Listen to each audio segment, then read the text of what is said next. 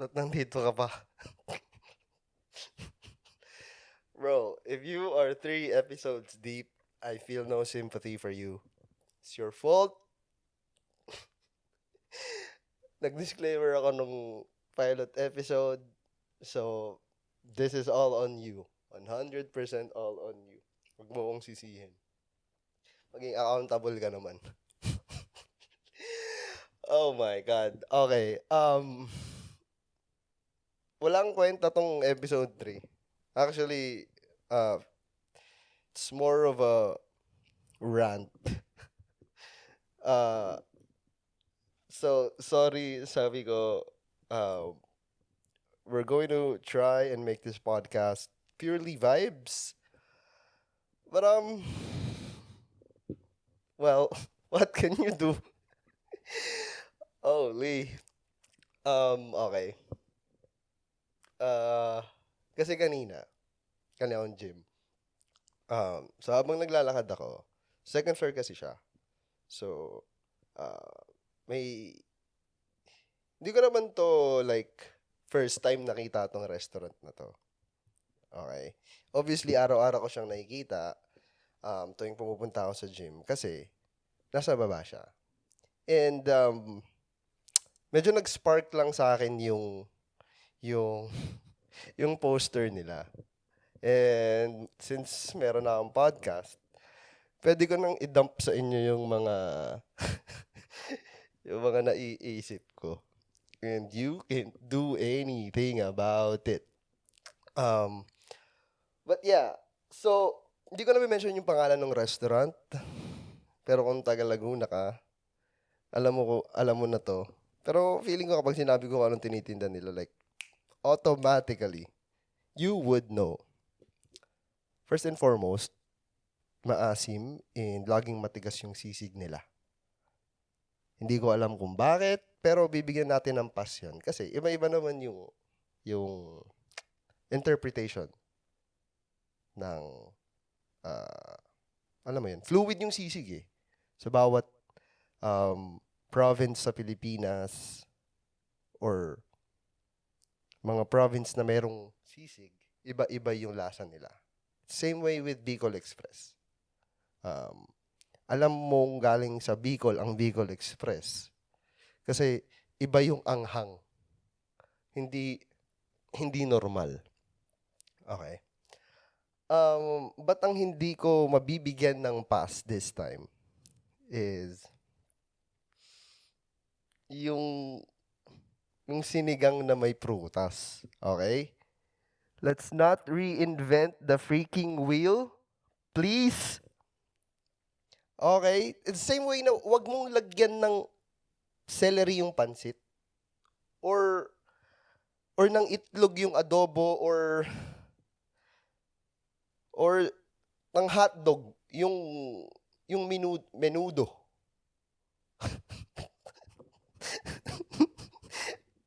Wag. Can we please fucking not? Um, but yeah. Kasi kahit nung hindi ko pa natitikman, alam ko na agad. Saw it from a mile away. And it didn't disappoint. Nung natikman ko talaga siya, alam mo yun, hindi mahirap itama yung sinigang. Pero madali ding magkamali. Kunyari, nakalimutan mong lagyan ng nor sinigang mix. Matik din na yung sinigang nilaga na yun. Kahit ano pang regado nilagay mo dyan, pag nakalimutan mo yung isang yun, hindi na yung sinigang. May sariling identity yung mga pagkain. Okay? Okay? Welcome to Almost Grown, where we slander food chains for no apparent reasons. But yeah. Anyway, um, I guess that's just a long way of me saying na I usually trust my gut. Alam mo yan. And most of the time, um, he's right. Di naman ako unreceptive sa new experiences, new opportunities. It's just that I'm so set in my ways that you have to have a compelling argument as to why I would try kung ano man yung pinapatry mo sa akin. Alam mo yan? And this is not a hot take, nor again, am I spouting controversy or whatever. Alam ng mga tao sa buhay ko kung gaano kahirap pasayahin. And that's not a personality. It's just how I am wired. And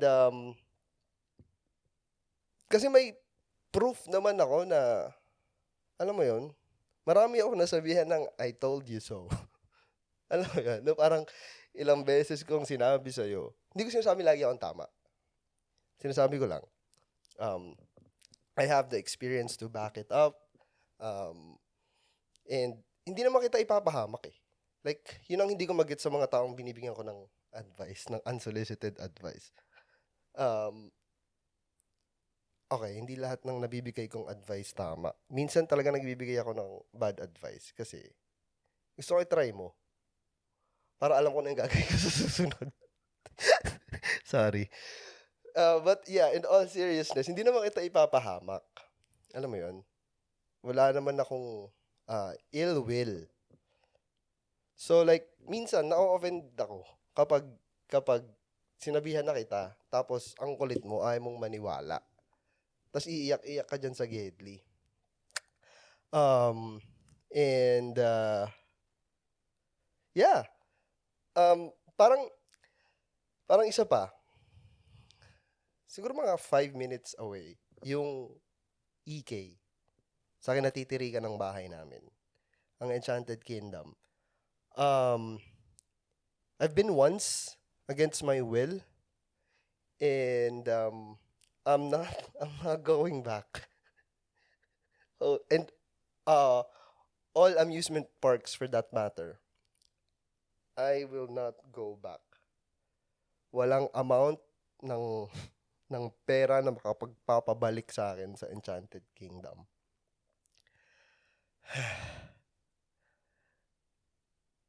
Takot ba yung tawag doon? Pero okay, siguro takot ako sa rides kasi sobrang kasing malas ko sa buhay. Alam mo yun, parang, ano bang tawag doon? Murphy's Law ba yun? Like, everything that can go wrong will go wrong. And laging nangyayari sa akin yun na parang sobrang unlucky ko naman. Although sabi ko last time na medyo swerte ako kasi sa uni, blah blah blah. Pero like, hindi nga lahat ng pagkakataon. Pero sa mga ganitong bagay, parang lagi ko naiisip, paano kung pagsakay ko, sa akin pa ma-timing na masisira ka na. Lagi yun ang tumatakbo sa isip ko. And parang isa kasi sa mga principles ko sa buhay, parang I wouldn't put myself in a compromising situation. So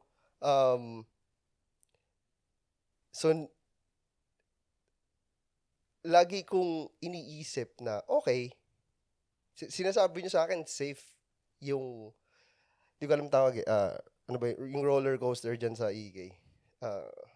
Space Shuttle. Safe yan. Okay, pero you are consciously putting yourself at risk. You're willingly putting yourself at risk by riding the roller coaster, the Space Shuttle. And to me, parang, bakit mo willingly nilalagay yung sarili mo sa situation na yan, na alam mong may possibility? Okay, safe. Pero alam mo kung ano mas safe? Dito sa baba. Mag-iintay lang ako. Nakatayo. And hindi, okay, sabi ko nga, hindi ako unreceptive sa mga new experiences. So, hindi na ako babalik sa EK. Pero may nagyaya sa akin recently sa Sky Ranch. An hour away sa EK naman. Sabi niya kasi sa akin nung una, pasok lang tayo, try lang, check lang tayo. Kasi, hindi talaga ako mahilig sa amusement park. So, I've been to Sky Ranch once in the past, maybe 2 times. Um, yeah, hindi ko siya na-enjoy kasi nga, hindi naman ako mahilig sumakay sa mga ganun. So like, this time around, okay. Um, tanda na ako, baka naman okay na. Anong nagbago na yung pananaw ko. Well, not even yung pananaw, yung baka mas meron na ako ng strength or mas capable na akong i-handle kung ano man mangyayari sa akin kapag nag-try ako. But okay, sige. Sinakyan lang namin, anchors away. So, ang motion niya lang ganun. Pero meron kasi daw, may best seat doon, which is yung opposite ends. So, to get the full experience, kailangan mo umupo sa either opposite end, para, alam mo yung ramdam mo talaga. And, yung kasama ko mahilig din sa rides. Oh my God. Okay. So, sumakay na kami, no? Ano pa to, Alam mo yun, sabi ko sa inyo everything that can go wrong will go wrong. Okay, wala nangyari sa akin. Obviously, nandito ako, buhay ako. Sinasabi ko lang, hindi naman umuulan. Nung pumunta kami, like, sunny, mainit, ganon. As in like, wala. Wala talaga. Kumbaga, it's a very nice day.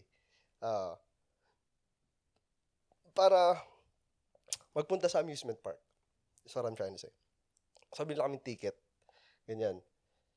Siyempre, nakalimutan ko na sa sobrang tagal ko nang hindi nag-amusement park. Like, taon. Literal na taon. Maybe 5 years. Maybe even 6 years. Na ako, yung huli akong pumasok sa amusement park. Yung isa igay nga. Holy. Okay, so, and, walang pila So, parang mabilis lang kami nakasakay. And, pag walang tao, medyo lason din siya. Kasi pag walang tao, magti-trip din yung operator. So, dahil walang masyadong tao, walang sumasakay,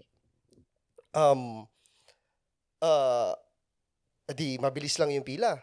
Nakaupo kami sa seat na gusto niya. Tapos, nagsimula na. Okay, sabi ko, okay, chill lang. Chill lang. Okay, na empty bat. Sorry. So as I was saying, sabi ko, pinili niya yung opposite end ng anchors away. And,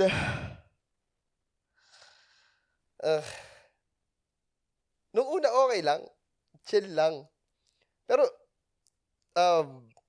for context, matagal na yung Sky Ranch. It's been operating for, I don't know how many years, but it's been years. And also, obviously, hindi ko rin naman alam how often they maintain the rides or the equipment that they use or whatever else that they have to maintain just to make sure that it's operating at the best level. Then again, magsakay namin, tumutunog. So, okay, sige, okay. Chill lang naman pala. Dahan-dahan lang, no? Oh my God. So, patagal ng patagal, pataas siya ng pataas. So, pero parang, to me, okay, saglit lang naman to. Maybe 2 minutes, 3 minutes max. Kasi, hindi lang naman kami yung may gustong sumakay. Kaso nga, ang problema, walang ng pila. As in like, empty yung pila. Okay? So, ang ginawa ng operator, feeling ko lang naman. So, siguro nga, sabihin na natin, sige, okay. 3 minutes max, maybe 5 minutes max. So, like, ganun ng ganun. Oh my God, feeling ko 10 minutes na, hindi pa rin tumitigil. Tapos parang nagpipik na kami. And, tawag dito, parang feeling ko iikot na siya. And iniisip ko na agad kung ano, shit, pag umikot ba to, um, kaya niyang i-self-correct yung sarili niya in such a way na ah, hindi hindi masyadong malala yung yung mangyayari kapag yun na yung tumatakbo sa utak ko. Tapos umuulan pa. Tapos lumakas na yung so kada swing niyang ganon, oh my God, holy, para talaga akong ano, boy, para talaga akong ma pagbaba namin, Diyos ko po, sabi ko, okay, okay, last na to. Like, o ano pa mong sasakyan. Today, last na pasok ko na sa amusement park kahit saan sa mundo. Okay? Okay? Wait, hindi pa tapos. So, Ferris wheel pa. Sa Ferris wheel naman, okay, sige, mabagal lang naman yung Ferris wheel, no? Ang hindi ko lang matanggap ay puro kalawang kasi. As in like, hindi ko alam kung ini-inspect. For sure, ini-inspect naman every so often. Pero, ma, ma, maaalis mo ba sa akin na magduda kung safe to? Sa mga hindi pa nakakapunta sa Sky Ranch, feeling ko naman wala lang hindi pa nakakapunta doon. Pero, kung nakapunta ka na, may aircon sa loob. Tapos, hindi naman siya like fully, ano mo yun, hindi siya soundproof, hindi siya like waterproof kasi nga tumutulong at umuulan. Ay, yung kaba ko talaga habang nandun kami sa paakyat kami, like, inaano ko lang, inaaliw ko lang yung sarili ko na sabi ko, okay, konti na lang. Okay, nasa peak na kami. Okay, pababa na kami. Okay, bababa na talaga ako. Kahit di ba tumitigil, nakatayo na ako sa loob. Gusto ko nang bumaba. Nakakatakot pa dun kasi sa Tagaytay ito, di ba? So like, okay, ang iniisip ko, okay kapag na-derail, or like, na-derail, kapag natanggal to, kunyari sa EK, pag sumakay ka ng Ferris wheel doon, nasa isip ko lang naman, kunyari nasa EK ka, di ba? O, natanggal to, iikot yan, iikot. Pero, sa EK lang din siya babagsak. Pero sa Sky Ranch kasi, nasa isip ko, pag umiikot yun, nasa bangin pa yun, oh, minsan talaga, alaman ko lang sarili ko eh. Oh my God. Yeah, so, hindi na ako babalik. Like, okay, kahit ano, kung pupunta tayo ng Disneyland or ano pa isa, Universal Studios or kung ano pa man, please, please, please. Nung nandun pa ako, iniisip ko talaga parang, nung nasa Anchors ako, iniisip ko, wag naman ako. Mabait naman ako. Ay, nako. Okay. Meron din akong barkadang ganito, takot din. Alam ko, may experience niya naman, pinatigil niya yung ano, yung Anchors away. Tsaka, mabalik lang ako, mabilis lang sa EK. Hindi yung extreme talaga na try ko, okay, like, hindi na talaga. Pero merong isang sleeper dun eh, na hindi mo aakalain. Nakalimutan ko yung tawag sa kanya eh. Pero yung nasa, ano ka, sasakay ka sa, ano lang siya, umiikot lang siyang ganun. Okay. Pero parang nakasakay ka sa eroplano. Tapos, umiikot lang siyang ganun. Pero yung eroplano mo, umiikot. Ay, ay, nako. Ay, nako. Okay, tama na yung visit na ikay na yan. Anyway, but, yeah. So, I just also want to say, there's a method to the madness. Like, hindi naman ako nagkaganito just because. Alam mo yun? And, hindi naman ako like, especially nung bata ko. Siyempre, nung bata ko, like, open to a lot of experiences ako. Syempre, ano eh, ignorante tayo nung bata tayo eh. Um, but yeah, maaga kasi ako nag-move out. Um, and mga 21 ata ako or 22 or 23. Sa Pilipinas, bata na yun. Sa ibang bansa, 18 lang, pinapalayas na sa But yeah, basically, I moved out when I was around 23, I guess. Let's say 23. Yeah. Um, and I lived with my partner um for for almost 5 years. Um, so yeah, and so I've been away from the care of my family. My mom and my dad is a seafarer, so most of the time wala siya. Uh, so uh, and so I was alone at a very well, not a very young age, but like a relatively young age. Um, and that got me thinking that I have to be very responsible with my life choices. So hindi naman ako bigla lang naging adamant to try new things kasi like ayoko lang. But no, I have to be very careful sa mga life decisions ko kasi ako na lang mag-isa. Alam mo 'yun, wala akong pwedeng sisihin na ibang tao kapag nagkamali ako eh.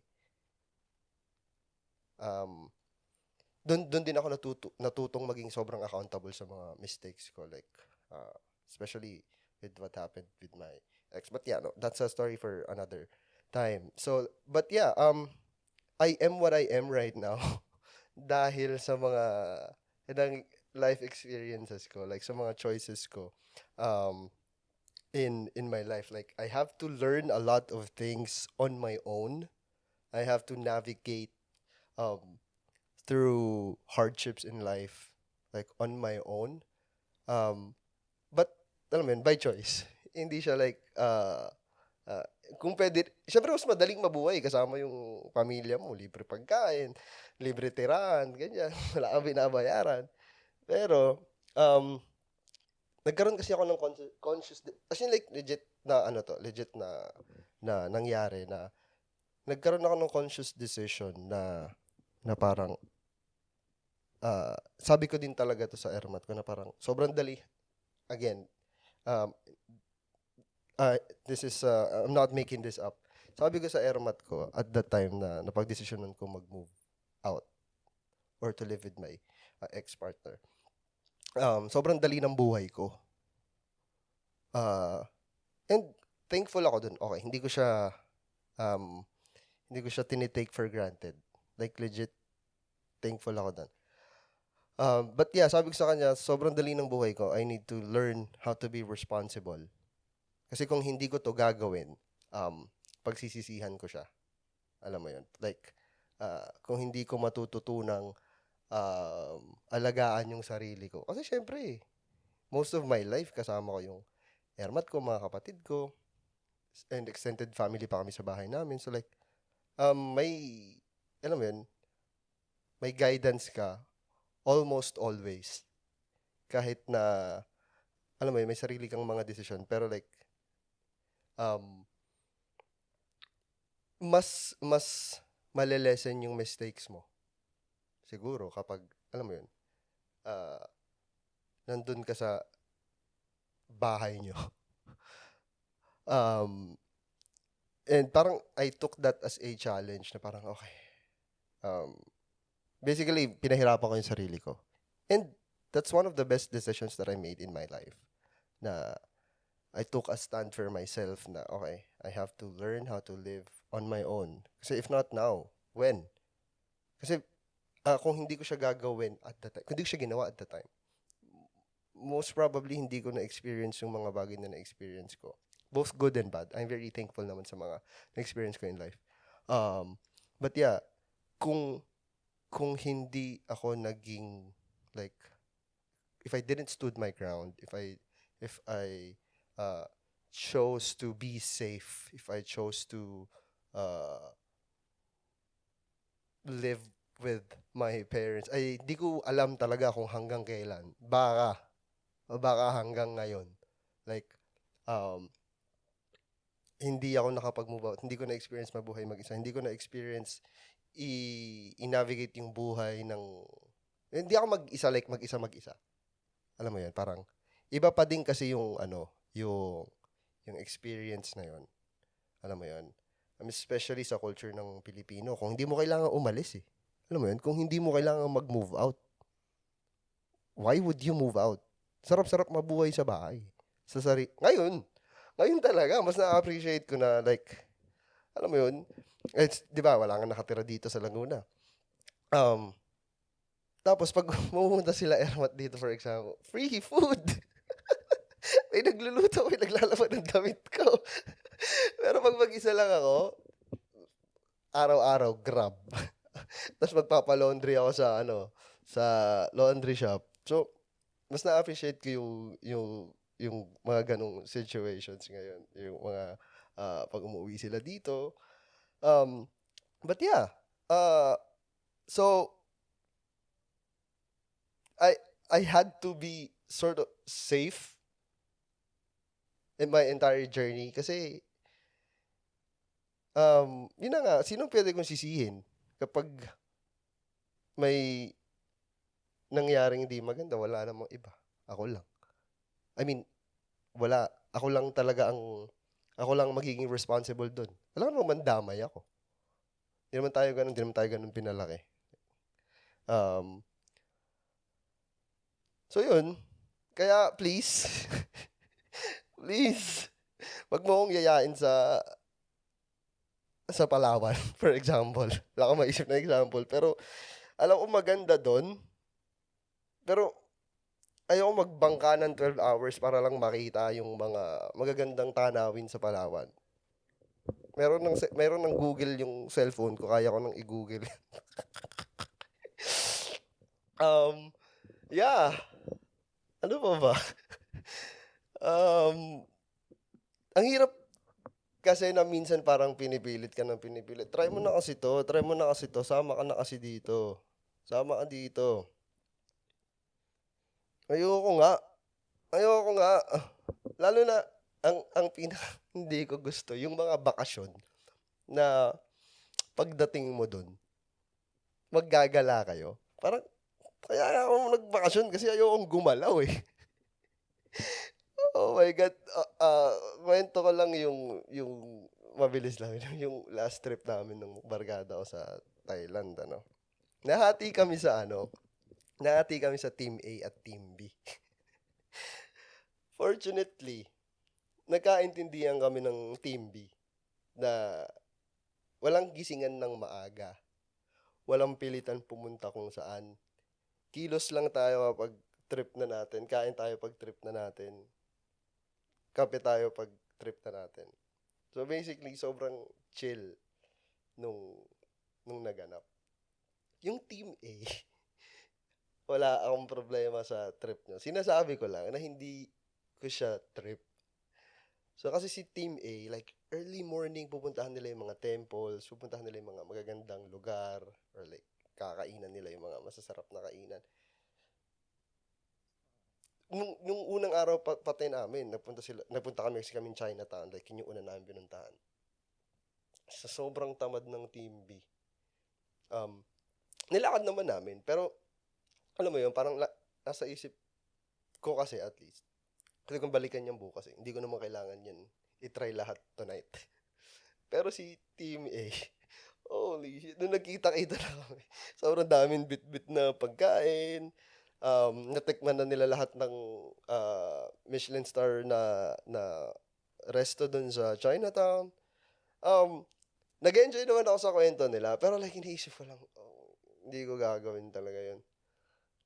So, alam mo yun, like, good for you. Masaya naman. Pero like, pwede bang wag tayong gumalaw? Kung pwede wag gumalaw hindi talaga ako gagalaw. Oh my God. Yeah. Um, Kasi parang, hindi ko naman sinasabi na lahat ng experiences ay um, pangit for me. It's just that sobrang selective ko lang sa mga gusto kong itry. Or, na-gaslight mo kung okay talaga yun. Kahit na mahirap akong i-convince, madali ako ma-impluwensyahan.